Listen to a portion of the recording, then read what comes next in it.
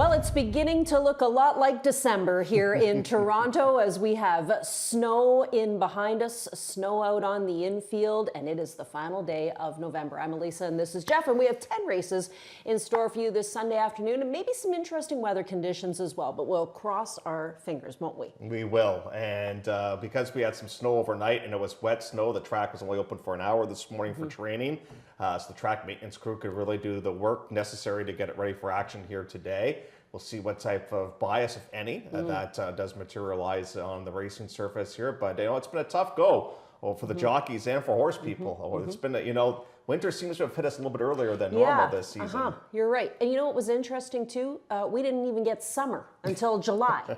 And then when we got summer, it went right from freezing cold to 40 degrees plus. Instead of 4 seasons, it seems like we're down to 2. Yeah, we're down to 2. I would tend to agree with you, buddy. All right, so yesterday, 11 races, and the track was fairly fair. Yep. I would say we had a little bit of everything on the card yesterday. Horses winning from the front end, horses winning from the back of the bus. Inside path obviously was the place to be, but 7 out of 4. So we did have some horses winning on the outside. Yeah, the one closer to win was Was Soleil, and how good is that horse right now? No kidding. Back-to-back big wins for conditioner Phil Hall, and that one never saw the inside. Hello Jello never saw the inside portion of the racetrack as well. Devin Gittins wins 2 yet again on the program, so he's continuing his big role.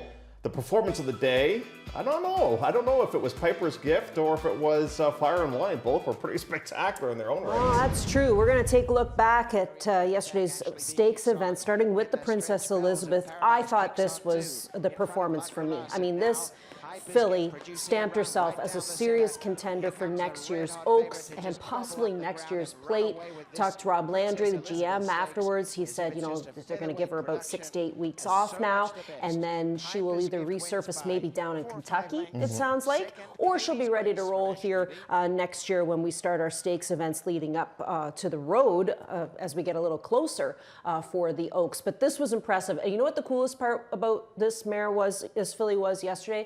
She just keeps getting better. Yeah, she does. And it's by their own stallion, too, which I just spoke of is fantastic. And here's a look at a horse by the name of Fire and Wine, who, showed a little bit of ability, but ever since really getting around 2 turns on the main track, has just turned into an absolute monster as of late. And just kept on going. First stakes win for owner Paul Ryder and Zelko Kretschmar, the winning conditioner. Big number on the board too. And welcome back to Slade Jones. That's got to be the biggest win of his career. Oh, for sure. And he had a couple of winners on the program the day before, so he's had a good week at the office. He did. Very inexpensive purchase by a stallion that you don't see a lot of representation from, Lexingtonian, who was the winning sire with this particular horse. And it's funny how the world works, Elisa, because I had a chance in February to go visit this horse. I'm going to show you the picture in a couple of seconds.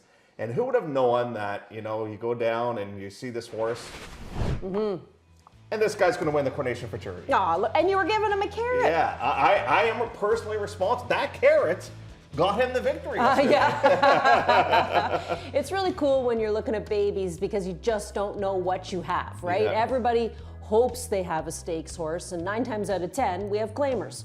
But this guy is just blossoming, and I think the other cool story is that it's a winning friendship between the trainer Zelko Kretschmar and the owner Paul Ryder, who has been like a mainstay here at Woodbine. Like, we always see him here. I have a great story with Paul walking out yesterday. I said, Paul, congratulations again. He goes, I've had so many people congratulate me, and half the people I don't even know. That's right, but we know him.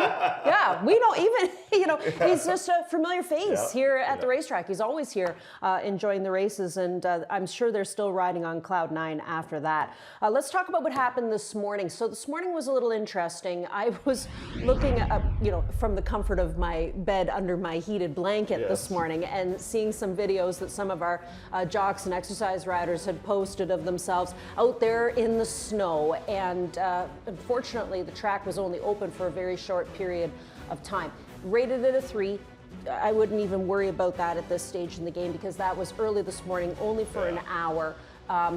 Likely no workers, I don't know, but because the track was only open from 6:30 to 7:30. But if you had all that snow, I don't know if you wanted to risk it and go out there and work a horse. But So we don't get too much to work with here today, except for the fact that Ernie thinks the 9th race is the most wide open race, or the best betting race of the day. That's the optional 32.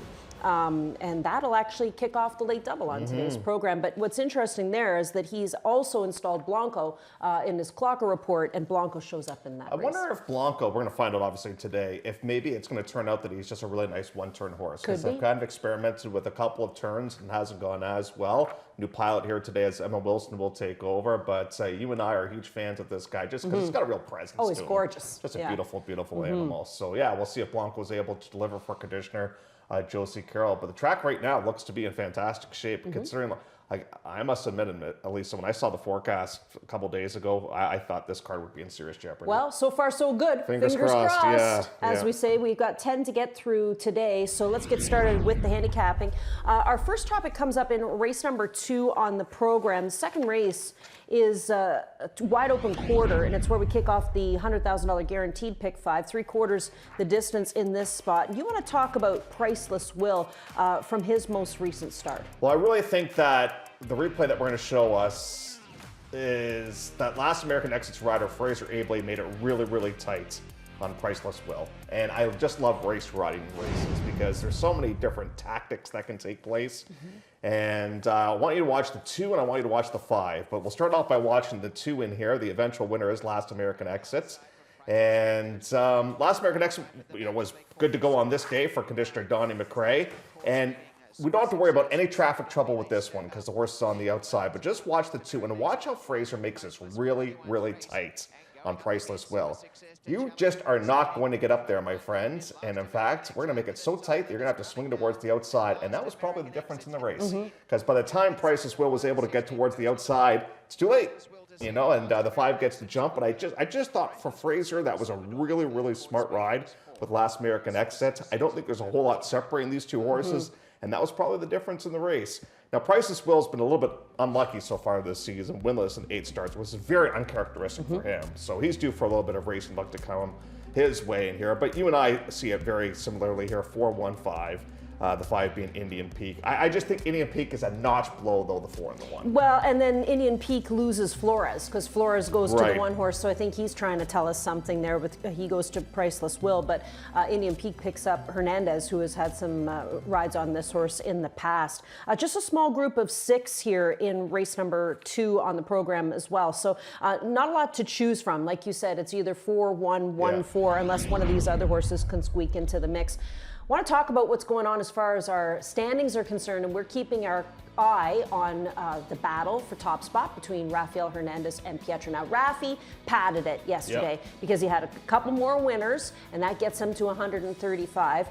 Pietro yesterday, did he have one? Bessie Abbott. Right, Bessie Abbott for Cassie. Who just held on. Who just held on. And look, they both have about the same amount on today's card, So, and both of them are going to be picking very live horses to ride here at this stage as well. So we'll keep our eye out on that as Rafael Hernandez will ride in race number 2, but Pietro rides Uncaptured Moment here from Miranda Sealy. Yeah, and Uncaptured Moment's had a busy campaign. I thought it was a little flat last time. Lost a Bachelor pad that was able to get right to the front on that day. But Uncaptured Moment's had a great year, but I don't know. That's a bit of a quick comeback. 9 days rest, 10th start now. I don't know if maybe we have a bit of a tired horse on our hands in here. But just go back to that replay. I think, you and I often talk about, horses and how they perform. And obviously the horse does the majority of the work. But I really think sometimes in a race like that, if you can intimidate another horse, that's a big edge.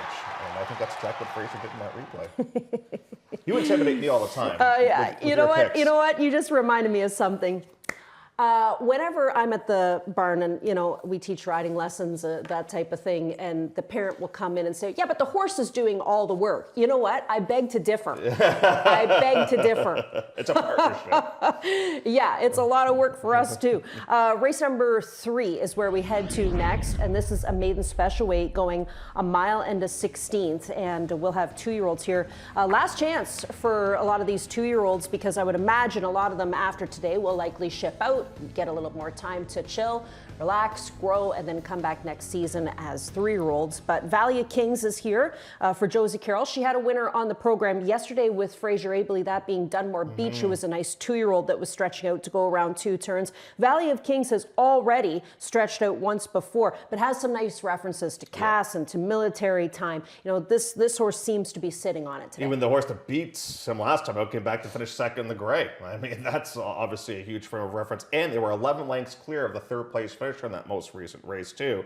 Now, the one thing that was a little bit interesting with Valley of Kings that I found when I was doing my research was this horse was scheduled to race in a maiden race at Churchill on November the 15th and was a vet scratch. So for whatever reason, they didn't make the trek down there and then worked 5 days after that right here. And maybe the maiden race didn't go here, or maybe they wanted to see how the horse would do on the dirt. But certainly Valley of Kings should have a real pace edge, I would think, in this field. I like Erie Shores a little bit. I don't think we've seen the best of him as of yet, so I put that one in the 2nd place position.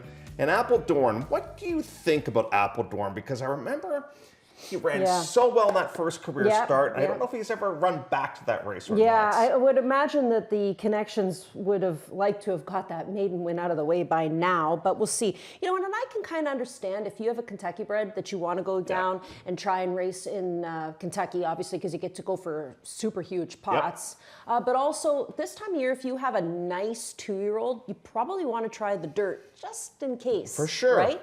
Because maybe you might start on the road to the old Derby. But yeah, we'll watch and see how Valley of Kings does here in race number 3. Next topic comes up in race number 4, 4th race maidens for $15,000. And these are 2-year-olds. So this is pretty much the lowest price tag that we have for 2-year-olds to compete here in Toronto. And you'll get a group of 7 because of the scratch of the 7 Love Puddles. Jeff, you know, this is pretty much, well, look. The ball is in the court of I know you can. I know you can wait. Because, I mean, on paper, we have a horse coming out of 25s in for 15, coming in off some decent efforts here today. You know, looks like it's up to this horse to control this one. I would agree. I mean, Love Puddles was the key horse to beat in this race, and now, you know, that horse has been scratched. This is a real mixed bag, though. You have 3 fillies in this race. You've got some that are coming off of bad races, like a Gal trying to bounce back on a quick turnaround in here. But at least with the 4, I know you can wait. You got that first big start. We all know the stat, 2nd time out with DePaulo, it's not great. And now we get the 3rd start in here, and you've had a chance for comeback work as well. There was certainly some regression last time out, but I think if we can build ourselves back up a little bit with the drop down in class, this is not a very tough field by any means. So you and I often say this, you've got to take advantage of the situation that's put in front of you here. Now, if we're playing exactas in here, I'm going to use the 3, that being Seeking Magic, who was off of Lasix last time out, and you're going to use Quadzilla. Now, Quadzilla goes for conditioner John Mattini. Now, say we do have a bit of a speed favoring track today, you might be a little bit difficult to catch. Yeah, I know, Because you're a fast horse. See, I like Quadzilla back on September the 7th. In fact, I think I might have made him one of my plays of the day. But he hooked up with Kentucky Bill, who's turned out to be a decent little horse from the Bill Theranis outfit. So, you know, hoping for some luck here today for John Mattini and Jermaine Bridgemahan, who's going to take over the riding duties on this one. The 4th race, obviously, is where we kick off the pick 4, the early pick 4 for you today as well. We'll go over to race number 6 next, which is the 32. Now, you know, this race will go 7/8 of a mile. And I said this yesterday, and I'll say it again today. Josie Carroll could have a pretty good afternoon if things shake out for her. She's got Ludicrous here in this spot. She's got Arami's Factor, who is in this race as well. Both of them have been working really impressively, especially Arami's Factor, in which Rafael Hernandez will ride. Yeah, those works are just kind of jaw-dropping, aren't they? And did Dave Lee have his choice of these 2? You know, he rides Arami's Factor and he rides Ludicrous, and he shows up with Ludicrous. Ludicrous got a great ride last time, a perfect kind of pocket type of trip over the inside on the day where the rail was good, and was able to pull off that victory by 3/4 of a length. Big Ginger Zip, who has finally come back to win. Shade of J finished in the 3rd place spot. And the one thing I love about playing this barn is there's just some barns in the back of your mind where you never have to worry about the layoff. If they're good enough, they're good enough. And that's one thing with Josie Carroll. You know, they might not be good enough to win, but they're going to be tight enough coming off the bench. I'm going to go towards Secret Load in here. You know, this is going to be a bit of a price play in this spot. I just think that Secret Loads ran not a bad race in the Eternal Search, but I really like the horse sprinting on the synthetic, and we get a chance to finally do that here today. And if you go back, the stats aren't here because Emma got hurt when Paul Buttigieg passed away. Right. So this is her first ride for Rick Hayashi. But back in the day, her and Paul, they had a very good success rate together. That is true. That is true. And she's going to hop aboard for the very first time with this one. So race number 6 will kick off the late pick 5. And again, it is that 32. The other horse that's kind of interesting to me here is Flip Flops for Mark Casse, because, you know, this one has been all over the place. Yeah. You know, all sorts of racetracks, from Ellis to Keeneland to Tampa to Churchill to Colonial. I mean, everywhere. But this will be the second start in a row here at Woodbine, and had the services of Fraser. But like I said, Fraser might have been having to make a few decisions here in this race. The other one that's interesting, just to mention, because the barn's been hot, is Devin Gitten's reclaimed Tabloid Material. She was terrible last time out, but you're right. And we saw the same thing with the horse that you liked earlier on this week, the horse they claimed back, and they got that horse back on Ondine Lady. Yeah. So maybe they got the key to Tabloid Material. I don't know, but this is a tougher spot, certainly, for Tabloid Material today. Let's go to race number 8, the 8th race. Actually, just quickly, the 7th is the Crimson Handicap. That's the other starter. We had one yesterday. This is... Well, this is a mile and 16th. It's an optional 80. Now, maybe some of these horses might be using this as their prep for the Valedictory. The Valedictory, of course, is kind of a historic race here for horses that love to travel an extended distance of ground. We do have a scratch in this race, though. We'll take out the one Maps of Breeze. That horse is a steward scratch, so it gets us down to a small field of 5, but a really good group of 5 horses. You know what I was just thinking? Because used to be the Valedictory was... Closing day. I think it's next weekend, so I don't think... Oh, then maybe not. Yeah, so I don't think you You're can rush right. back in. I forgot they changed that. Yeah, I think it's next weekend. Used to be closing day. Yeah, all the time, all the time. But I think the steady growth is now one of the final stakes so of the this season. might be it for a lot of these horses. So this might be it for these horses in here. But Stanley House, you know, he missed some time. He was scratched back on November the 2nd. He resurfaces in here. Obviously ran very, very well in the Niagara and able to pull off the victory. I think this is a real strategy race. Oh, yeah. You know, because you got Paramount Prince, you know where he's going. What does Austin do with War Bomber? Is War Bomber as good as he was last season? He got the win through DQ last time out. He ran okay. I think he's going to be better. I think he would have won. I think he would have won. I do too. But I just don't know. I think it's going to have to be better to win this race.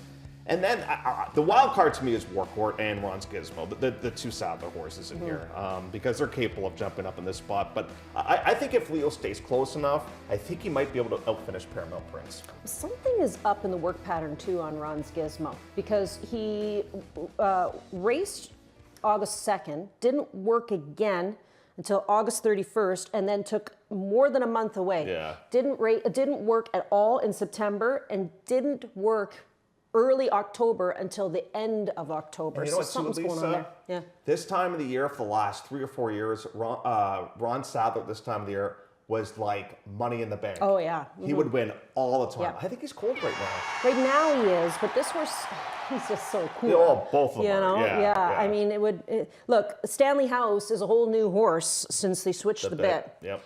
And, you know, and he gets really, really game when you put him on the front end. But can he... Like, what do you do with Paramount Prince? You got to put pressure on Paramount Prince, because if you don't, he's going to wire you. Yeah, but if you put too much pressure on... Then it sets something up for Exactly, yeah. yes. No, I know. So it's a real chess match, race number 8 on the program today. The 9th race is the optional 32, going 7/8 of a mile. And here we see a good group of 10. There's a few in here that, you know... that we have some questions. So it's like, for example, Proctor Phantom, who's going the longest he's ever gone. Yeah. This horse has never traveled further than 3/4 of a mile. Today he'll go 7/8 of a mile, and he comes back off of a lot of time away from the races. He ran very well in his comeback race, and we're going to show you that. I just thought it took him a little while to get going for whatever reason, you know, and maybe it was because he hadn't run in a little while. But right now, he's only got a couple horses to feed at this portion of the race. He's on the rail. Now he's going to tip towards the outside. He finished this up great, and I like that. And you watch this, and you think, well, absolutely 7/8 of a mile should be hit him right between the eyes. The thing that is a bit of a thorn in my side all of a sudden with this replay is the winner, because the winner came back to lay a bit of an egg the other day, that being Signature Sir. But still, watch this horse in his own right. He finishes up really, really nicely. I just wish he didn't leave himself constantly with so much work to do. You know, and he always does that time and time and time again. And obviously, he's a horse that is very, very effective coming from off the pace. You've got Journeyman. Does he have one more in him? This is going to be his 15th start of the campaign. He's been so busy. And then you've got Blanco. I think you're going to the front. I mean, I think that's probably going to be the strategy going to be employed with this one. We've got two very good-looking grays in this race, Poseidon, Steel, and Blanco. So I'm looking forward to this fashion show between those two. And then what do you think about Donnie's horse? It's a stormy Monday. Like, can this guy be effective on the main track, or as effective on the main track as he has been on the turf? Yeah, he's been mostly a grass horse this season. Blanco really is the horse that I want to see today, because, again, these workouts are neat. Like, all the Josie Kiro horses that are racing here today that are coming back off freshenings have all been working lights out, and this one is no exception. Gets Emma Wilson taking over. Of course, Robert, looking festive, by the way, over to visit Proctor Fan. He has a gorgeous face. See, those are, and I mean the horse, not, I mean. Robert does too. I love that face. It's a kind of like a, it's almost like, how do you say this? It's almost like a stallion head, you know, that really wide face with the big jowls and the eyes on the far on the outside. Oh, that's my type of horse. If you know Jagger's Got a Gun, you know that's my type of horse. But good field of 10 here for race number 9. The 9th race is how we're going to kick off the late double. It's interesting because I don't know how good Blanco is. I'm still trying to figure that out. I know. But we're going to get some answers today. Yep. All right, let's go to the 10th. 10th race is where we play the jackpot high five. The carryover still growing. Over $214,000, close to $215,000. 7/8 the distance. It's an optional 40. Nominal is a 2 life. And Julie Carey, oh man, in like a couple of weeks ago, she ran 2 great horses and lost by whiskers with both of them. One was a 2-year-old, I believe, a first-time starter, and the other one was this one, Pain Spirit, back on November the 14th. And she's got Wildcard, who also lost a heartbreaker in this race. They finished 2nd and 3rd. So we want to watch the 4 and we want to watch the 2. So here's a look at the 4, and this is Pain Spirit. So Pain Spirit has an overland trip, whereas the 2 Wildcard got to the rail, and now it's going to tip towards the outside. But I think the 4 in this race gets intimidated by the gray horse who eventually wins this race, and that is Speedy Bear, because Speedy Bear just kind of bullies his way out of there, and like it's really, really tight, and Davey somehow gets through there with this horse. And look at Wildcard on the outside. I mean, how does he lose this race? But the Bob just doesn't go this way. So for Julie, like your horse, you come back to the party, like both ran terrific. Right? Yeah. But they lost. Well, she had 3 horses run, like say, that weekend, I want to say, and they all lost by dirty noses. Ugh. Oh, I know. But we could bounce back here today with both these horses, Wildcard and Pain Spirit. I'm the only one playing Pain Spirit. You got Wildcard, I get that. Yeah. Let me ask you about Carnu, because I don't know what to do with Carnu. Now, they took advantage of the waiver claim last time out, so they got into a really light spot. Now, in hindsight, that was maybe a tougher race than we thought, because where the crowd came of that race to win for 40 the other day, right? Yeah, but then you have the Isaac Leo in there too. True. You know, but Carnu's a decent number on the line. I don't know kind of where to put him in the mix of things. Yeah, but I stuck him in there because, you know, he's fresh. It's only his 2nd start of the season. You know, and I know Stu doesn't go anywhere for the winter. So I'm guessing this horse races here today, and maybe that's it. So just a couple of starts. But it's important because you've put all this money into training this horse and getting him ready. You gotta try to get some of that cash back. He's made around $3,500 with that 3rd place finish, but they'd love to get the win, I'm sure, here today. And who knows, with 2 weeks left to go in the meet, maybe there's still one more in him because he's only raced once. Yeah. All righty, race number 10, how we wrap things up today with that jackpot high five carryover of more than $214,000. We're going to take a quick commercial break. When we come back, we'll take a look at our plays of the day, and we will look at the Clocker report as well. Love horse racing? HPIBet.com is Canada's leader in online horse betting. Access thousands of live races from hundreds of tracks worldwide instantly. Enjoy the most advanced betting tools like AI Smart Picks and exclusive cashback rewards you won't get anywhere else. Join today and get up to $100 in free bets. Get the ultimate horse betting experience with HPIBet.com.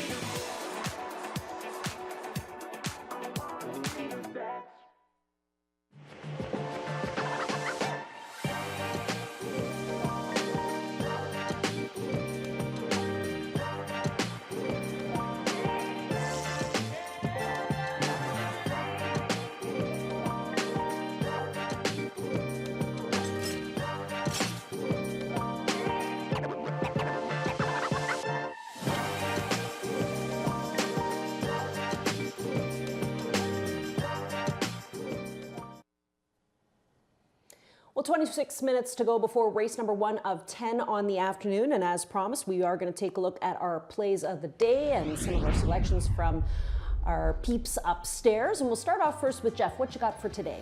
Well, we got Last American Exit. I think that one could repeat. I do like Call Me Bonds coming up in race number 5. I think it's found the right group of horses. That's third one should not be a best bet. I don't have 2 best bets. That was a mistake on my part. Apology. Well, we'll make it 2. We'll Sure, have why 2 not? bets. You can have 2. Absolutely. It's supposed to be a Hole long in shot. 1 or 2. That's right. So we'll 2. That was my mistake. Sorry, guys. And that's a Secret Load. And then my watch list is Proctor Phantom. That's okay. Remember when I put stretches out and the horse was sprinting? Cutting back, yeah. You know, it's okay. You're allowed to have I'll 2 bets Yeah, today. exactly. How about Larry? I wanted to see Larry win the first race on the program. Larry Attard with Trip Aces, who takes the drop today. Valley of Kings has been working very well. We talked about that one. I know you can wait. I mean, this is kind of now or never time for that one. And Luda, I like that horse, refreshed and ready to go in race number 6 on the program today. Let's see what the guys upstairs have, starting with Doug, who's got Valley of Kings at 9 to 5. I know you can wait for our Woodbine TV plot. That ain't going to be beat the favorite anymore. I don't think that is going to be the favorite now. Yeah, 12 to 1. I don't think so. No, I'm talking about. I know you can wait. They have that one. Oh, that too, but also 12 to 1 on I'm Blanco. not going to get Blanco. 12 to 1. No. I don't see that one at all. No. Nope. Okay. What else? Blanco is the play. Blanco not only is 12 to 1 morning line, which ain't going to happen, but Blanco also makes the Clocker report today. Robert Ernie and Ron, they copy notes, it seems like, because a lot of the Clocker horses make it as Ron's I'm not picks. going to say that. I am. That's just No, 'cause sometimes Ron- great minds think alike. Ron watches works. No, That's exactly. true. Yeah, That's true. so- But I just can't. I can't see that price, especially No, with him getting no. so much attention from a lot of us and the workouts that he has leading up. It's not just one work that's really good. There's a bunch of workouts that are good for this horse as he comes back refreshed and ready to cook him. Boy, look, that's a striking Oh, photo, he's isn't gorgeous. it? That is so cool. He is gorgeous, but when he finishes his racing career and he heads off to be a show horse, he's going to be someone's big pain to keep white. Wow, he is stunning. You know, he's, how do I say this? He just carries a lot of weight. He's just He's a big horse. Big boy. Yeah. I mean, he's a 1,200 pounder, no problem. Yeah. 24 minutes on the clock before race number 1 of 10 on our card here today. Let's see who can get some multiple winners on the program. It's been a double up kind of week here at Woodbine.